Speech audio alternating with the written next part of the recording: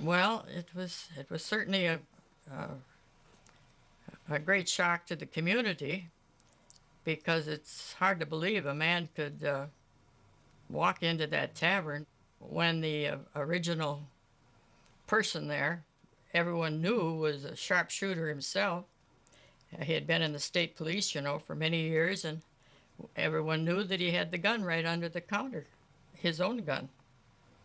But why he didn't pull it faster than the Coleman Peterson, I'll never know. Peterson got off scot-free. I mean, irresistible impulse was his reason. Well, I'm sure he had every reason to be enraged after his wife was being assaulted, but I don't think he'd go around just popping people because you don't like what they've done. This Coleman Peterson, very handsome man, said to John, "I'll see you tomorrow and make arrangements for payment." John went there the next morning, and the trailer had gone and left. And there was no one, no Coleman Peterson or wife, around. Dear Mr. Beegler, so sorry, but I had to leave suddenly. I was seized by an irresistible impulse. Frederick Mannion.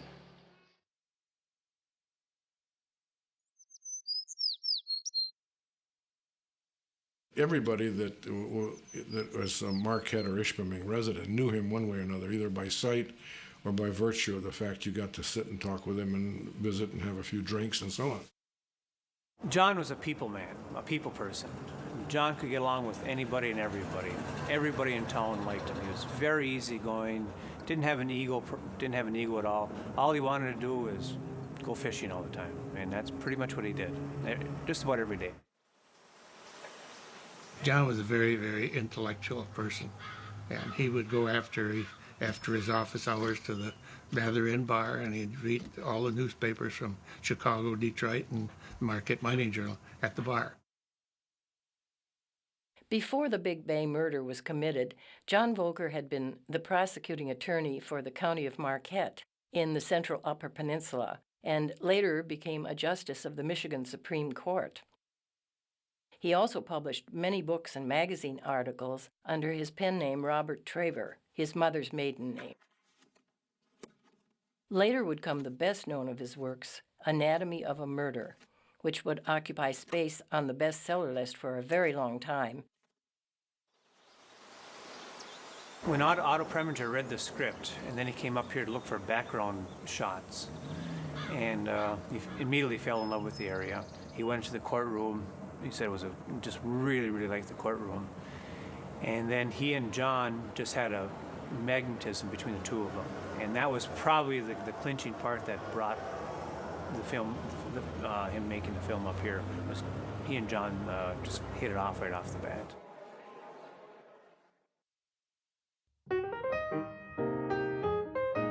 Our stately old Marquette County courthouse was, of course, the logical choice for the courtroom scenes. This grand old lady occupies a full block on the side of a hill and is graced with vast, lovely grounds laced with cement sidewalks and what can seem like miles of steps when you're climbing them. Inside, there's a lovely, wide marble stairway which branches off into two separate ones on either side, and old wood gleams in all the offices and courtrooms. I have many wonderful memories of that courthouse, since my husband, Walter Hansen, practiced law there for 50 years, and I attended many of his trials.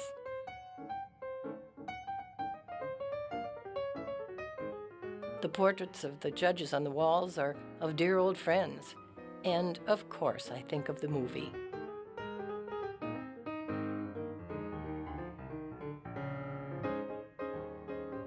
On the evening of his arrival, Otto Preminger, producer and director of the film, strode into the dining room followed by an entourage of the company staff, all strangers to me that day, but soon to become familiar names and faces. Reveling in the attention, though still giving the impression of not noticing it, Mr. Preminger took a seat at the large table that had been prepared for him, and his companions followed suit. The waitresses and I all shook. We had heard and read the many tales of his temper, his rudeness, his bullying of others. I approached that table with much trepidation. I was introduced by John Voelker to Otto Preminger because Otto wanted to see who was going to be the guy, who would do this dastardly deed. And so he agreed that I might fit the part, which I didn't know to take that as a compliment or not. Tough. He was at me. We had that staircase in the county clerk's office that goes up to the hallway directly into the courtroom. And the attorneys are so accustomed to using that shortcut to get to the courtroom, and they continued to do so. And Otto kept blaming us, the other gal and I, in the clerk's office, of letting those people go up there, because if they opened a door behind the judge's right away cut and that whole thing was ruined, that particular part of the film. We had no control over people, attorneys telling them what to do, to go back and forth. Well, he was a screamer in the courtroom and while shooting, and he was all business. There was no playing games with him. He was the boss, and he ran a tight ship.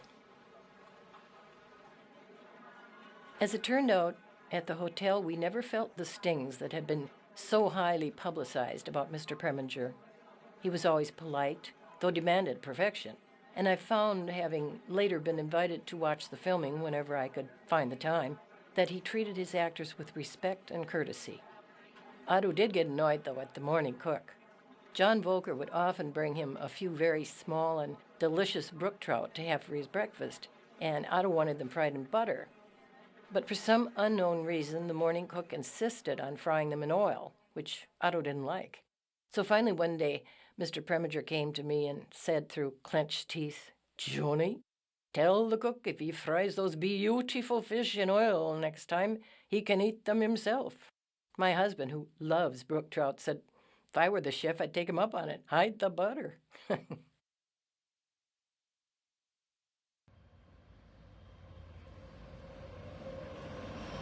After Preminger and the directors had descended on us, members of the cast began to arrive daily on the Chicago and Northwestern Railroad.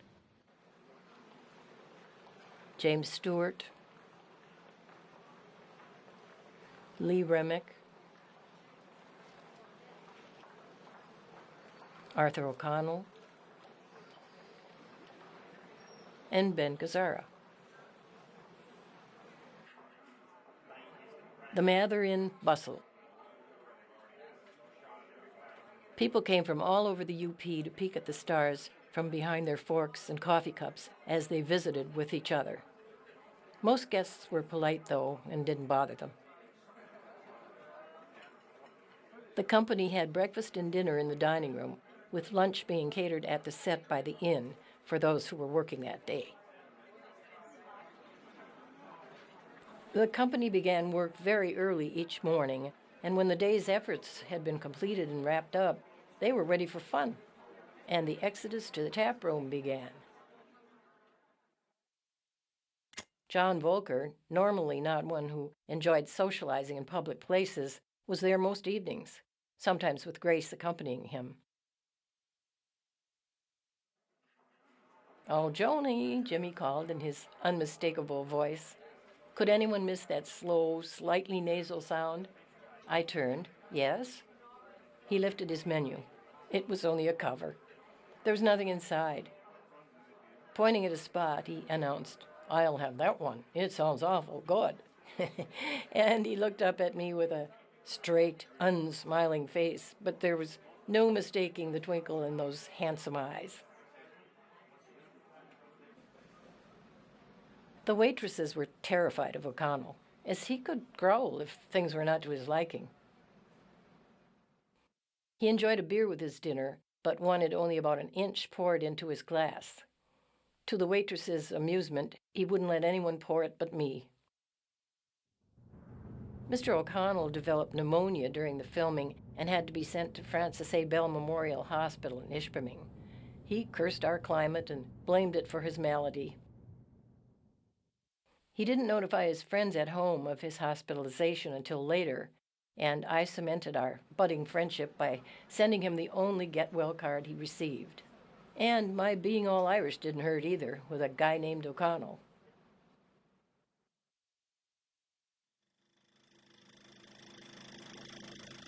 Otto had said to me several times, "You are going to be in the picture." I thought it really sounded like fun, me in a movie. He had a small part written in for me, that of a bar waitress, for a scene which was to take place in the bar where the actual murder had occurred. Hal Polaire asked me, "Do you know how lucky you are? Why, out in L.A., the starlets would be lined up for miles with necklines down to their waists to have Otto Preminger write in a part for them." I sure was having fun. I had met Otto Preminger, the larger-than-life producer-director of the film, and there was James Stewart, who played Paulie Beagler, the defendant's lawyer, Ben Gazzara as the defendant, Lieutenant Mannion, Lee Remick playing his wife, Laura, Arthur O'Connell portraying Paul Beagler's sidekick, Parnell McCarthy, Eve Arden playing Paul Beagler's secretary, Maida, George C. Scott as the lawyer who had been brought in from Lansing for the trial, Brooks West, Eve Arden's husband, in the role of the less-than-competent district attorney, Kathryn Grant, Bing Crosby's wife, portraying the hostess of the Thunder Bay Inn, Joseph Welch of the Army McCarthy hearings, playing the judge. And soon I would meet the incomparable Duke Ellington, who would compose the score and play the role of Pie-Eye, the piano player.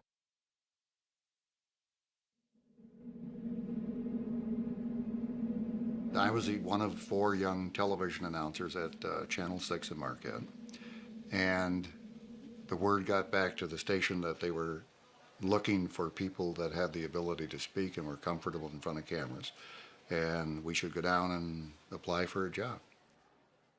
I was lying on the floor in back of the bar at the Lumberjack Tavern, and they smeared chocolates, Hershey's, that's an ad, chocolate syrup, dribbled it out of my mouth, and then had it splashed on my sweatshirt. And I thought, that's really something, and then here we are. This is blood. You're not saying a word. Is that the way you use the telephone? And bawled me out a little bit, so do it over again, you know. The day before each filming, a call sheet was posted by the elevator in the lobby of the inn. It listed all the times and places where each person was to be the next morning, stars and crew alike. I could hardly wait for my day to be posted so I could see my name on a Carlisle production call sheet. After I had strolled casually past the elevator several times, it finally arrived. I scanned quickly down to my name, the last on the list of actors. It read, Joan Lehman, bar girl. Leave 9 o'clock, in makeup 10 o'clock, on set 11 o'clock. 3 little girls stopped us and asked us for our autographs. I said, no, I'm not an actress. Oh, come on, Joni, Jimmy told me, again in that wonderful slow way of his. Sign your name, you're the star of the picture. When we got to the bar, I was told by Mr. Preminger that the movie was getting much too long, over 4 hours at that point, and nowhere near completed, and that many small parts would have to be cut, including mine. And it became even more thrilling. Duke Ellington arrived.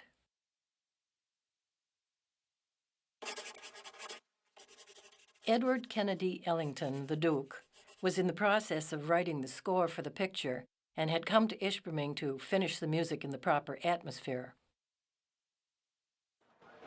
He walked into the Lumberjack Tavern in Big Bay that day, dressed in a handsome ankle-length camel's hair coat with a silk scarf flowing from his shoulders, and there was suddenly a hush in the room. Even Mr. Preminger seemed awed. Looks like we're making a movie here, Duke said, smiling almost shyly. Otto introduced everyone, even me, and Duke cordially acknowledged each introduction with a warm smile and a greeting. He said to me, "It's always a pleasure to meet a beautiful lady." I later read a quote from Lena Horne calling him a snowman. Indeed he was. Well, the first day I led Lee Remick around all day here, and the only thing I could say about her is I was a necessary ingredient for her to be a star. She was our favorite. She came down to the office in the mornings when she could to have a cup of coffee. And one day she was there when one of the grips came in and asked if it was possible, because he couldn't get out to do any shopping, could we get a fur coat or a jacket on loan, and so that he could see it. So the next day when she was down for coffee, we had these jackets there for him to look at, and sure enough, she paraded around the county clerk's office, and he bought it, and I went up and took the rest of them back and paid for it. Well, she was a very pleasant woman, I thought, and obviously very attractive. And an interesting little bit that took place was that Jean said, "Today we're gonna do the scene in which we're gonna use this for the marquee. This picture that we're gonna develop here will be the marquee shot." Jean Mealy, his exact words now, he says, "I want you to make this woman frightened." And I said, "How do I do that?" And he said, "Well," he says, "you have to be a little rough." He says, "Be rough," he says, "and be strong." And he says, "Even if you have to tear that sweater," he says, "make her, so." She was overhearing all this. And I said, "Well, I'm not sure I can do that," but he said, "I will try." See, so we started, and she said to me, she said, "Don't you dare tear my sweater off. I'm a nursing mother." I said, "You bet I won't touch you. Believe me, I won't." Well, John was instrumental to having the cast stay up in Ishpeming versus down in Marquette, and then we have the Mather Inn up here. It was at that time it was state-of-the-art hotel, and it happened to be just two blocks away from our Congress. And she would come down every once in a while, and this was her little glass that she drank out of, and we haven't had a drink out of it since. So story has it. Well, I think so, though. Good looking and well built, but as I said before, I was a necessary evil for her accompaniment, and she never gave me the time of the day. Eve Arden was always knitting, in the dining room, while waiting on the set, in the lobby. Most of her knitting was for her children, and believe me, they had some spectacular sweaters, lucky kids. Down to earth, matter of fact, and unassumingly friendly, she captured all of our hearts. The clipped manner of speaking, which we heard in her movies, was the same manner she used with all of us, always with a chuckle behind her words, which gave the impression that she was hiding a laugh. Her husband, Brooks West, played the part of the district attorney. John based this character on the man who in real life had defeated him for the office of prosecutor, and who had been the prosecutor in the actual murder trial. This character does not come across as a very competent lawyer in either the book or the movie. John got even. I watched Jimmy Stewart in the courthouse, and I'll bet they spent 2 hours, and all he had to do was say one line. He seemed to have a cold all the while he was there. And so we gave him our private office, the clerk's office, and he used that. But he was a very stately gentleman, and everyone respected him. He was very quiet. He did not talk much. Good morning and good night was all we got out of him. We had lunch at noon hour in the courthouse, and it was catered by the Mather Inn. I walked past Jim Stewart's table, and he said, "George," he says, "sit here." It was across from him. So I sat down. He said, "What are these things?" And I said, "They're pasties." He says, "Oh, how do we attack them?" So I told him, I said, "You could eat it with your hands like a sandwich, Or you can use your fork. He said, okay. He said, what do you put on them? I said, you can put ketchup or just eat them the way they are. And that was dinner for him. When Jimmy Stewart left, he wrote an article saying that he'd never come back to Ishpeming or the Upper Peninsula because he froze to death up here. George C. Scott was new to movies when he played the lawyer from Lansing, the capital of Michigan, who was brought in by the prosecution to assist at the trial. During the filming, he and Preminger often had disagreements, though both did their best to hold their tempers. Back at the hotel, however, George would drown his sorrows quite heavily in the bar. He also gambled heavily, as did many of the men in the company. Ben Gazzara was a flirt. What girl, married or single, young or old, doesn't like to be flirted with? Not me, anyway. Shortly after he arrived, he asked me, "Are you married, Joni?" And I told him I was. Then he leaned on his elbows on my cashier's desk with his face level with mine and stared at me with those dark, penetrating eyes and asked, "How married are you, Joni?" I swallowed hard and stared back, almost losing myself in those eyes. But of course I was married, so I replied banteringly, "Pretty married, Benny." And someone must have heard it, because it started something. Soon George C. Scott was Georgie, and Duke Ellington became Dookie. Even Mr. Preminger picked it up. "Hello, Georgie," he would say, or to John, "How are you today, Judgy?"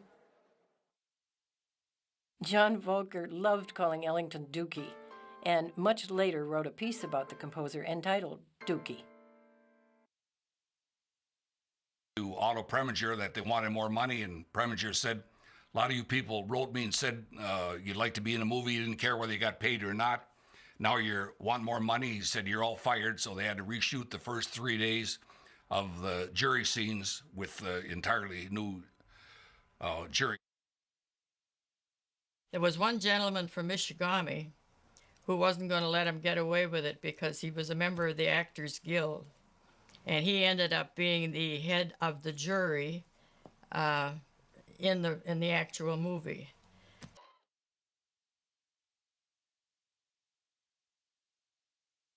Anatomy of a Murder was nominated for 7 Academy Awards, including Best Picture. James Stewart received a nomination for Best Actor, Arthur O'Connell and George C. Scott for Best Supporting Actors, Louis Leffler for Film Editing, Wendell Mayes for screenwriter of a play based on material from another medium, and Sam Levitt for black and white cinematography.